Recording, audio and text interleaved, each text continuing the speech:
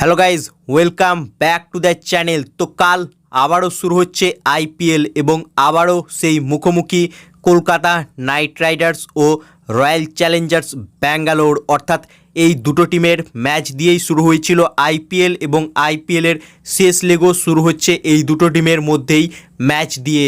তবে এদিন আরসিবির বিরুদ্ধে কেকেআর টিম তাদের প্রথম হারের কিন্তু বদলা নিতে চাইবে, অর্থাৎ কেকেআর টিম এখনও কিন্তু প্লে অফসের রেসে টিকে রয়েছে। তাই এটা কেকেআরের ডু অর ডাই ম্যাচ। আরসিবির ঘরে কিন্তু খেলছে কেকেআর টিম এবং এবছর আরসিবির হোম রেকর্ড খুব একটা ভালো নয় এবং কলকাতা নাইট রাইডার্স টিম এবং আরসিবির মধ্যে যদি আমরা পরিসংখ্যান দেখি তাহলে কেকেআর টিম অনেক এগিয়ে রয়েছে আরসিবির থেকে। তবে প্রথম ম্যাচে কেকেআরকে হারিয়েছিল আরসিবি টিম এবং এবছর তারা কিন্তু ভালো খেলছে, পুরো টিম এফোর্ট দিয়ে কিন্তু ম্যাচ জিতছে আরসিবি টিম এবং তারা পয়েন্টস টেবিলের ওপরের দিকে রয়েছে, যেখানে কেকেআর টপ 4-এর মধ্যে এবছর কিন্তু পয়েন্টস টেবিলে এখনও নেই কেকেআর টিম। অর্থাৎ এবছর কেকেআর জেতা ম্যাচ অনেকগুলো হেরেছে, তাই তারা এখন পয়েন্টস টেবিলের নিচের দিকে রয়েছে।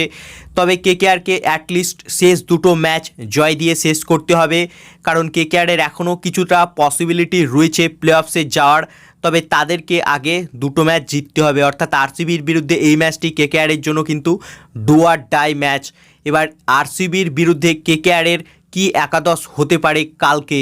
তো কলকাতা নাইট রাইডার্স টিমের একাদশে আমরা কিছু পরিবর্তন দেখতে পাবো অবশ্যই, কারণ মঈন আলী সে কিন্তু স্কোয়াডে নেই। তাই আগের ম্যাচে কিন্তু মঈন আলী খেলেছিল চেন্নাইয়ের বিরুদ্ধে, তার জায়গায় একটা পরিবর্তন হবে।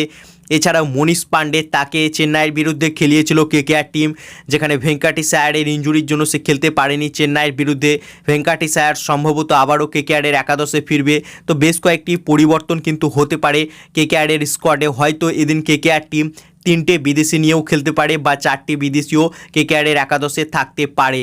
তো কি হবে কেকেআরের প্লেইং 11 আরসিবির বিরুদ্ধে তা এক নজরে দেখে নেওয়া যাক।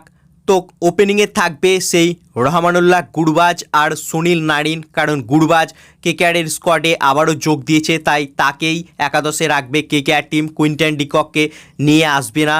এবং 3-এ সেই ক্যাপ্টেন অজিঙ্ক্য রাহানে থাকবে, 4-এ আঙ্ক্রিস রঘুবংশী, 5-এ ভেঙ্কাটেশ আয়ার, 6-এ আন্দ্রে রাসেল, 7-এ রিঙ্কু সিং, 8-এ রামানদীপ সিং, 9-এ হর্ষিত রানা, 10-এ অ্যান্ড্রিক নকিয়া এবং 11 নম্বর বরুণ চক্রবর্তী। আর ইম্প্যাক্ট প্লেয়ার হিসেবে কেকেআর টিম বৈভব আরোরা বা অনুকূল রয়, এই দুজনের মধ্যে একজনকে ব্যবহার করতে পারে এদিন আরসিবির বিরুদ্ধে।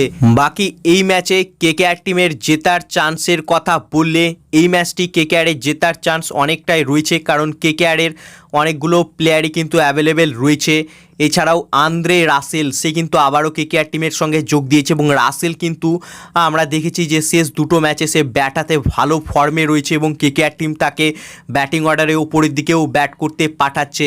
তাই এদিন আরসিবির এম চেন্নাস্বামী স্টেডিয়ামে, অর্থাৎ যেখানে মাঠটা অনেকটাই ছোট, সেখানে কিন্তু রাসেল আগেও যে কার্যকলাপ করে দেখিয়েছে সেটা কিন্তু এদিন আরসিবির বিরুদ্ধে আবারও তাণ্ডব চালাতে পারে আন্দ্রে রাসেল। তবে রাসেলকে শুধু ব্যাট হাতে জ্বলে উঠলেই হবে না, তাকে বল হাতেও কিন্তু সেইভাবেই ঠিক জায়গায় ইউটিলাইজ করতে হবে ক্যাপ্টেন রাহানেকে, তবেই কেকেআর টিম কিন্তু এই ম্যাচটি জিততে পারে। বাকি তোমাদের কি মনে হচ্ছে এদিন কোন টিম বাজিমাত করবে, কেকেআর না আরসিবি? তোমাদের কি মনে হচ্ছে তা কমেন্ট বক্সে লিখে জানাও এবং ভিডিওটি ভালো লাগলে ভিডিওটিকে করো লাইক এবং আইপিএল ও কেকেআর সম্বন্ধে আরও খবর পাওয়ার জন্য চ্যানেলকে করো সাবস্ক্রাইব। ধন্যবাদ।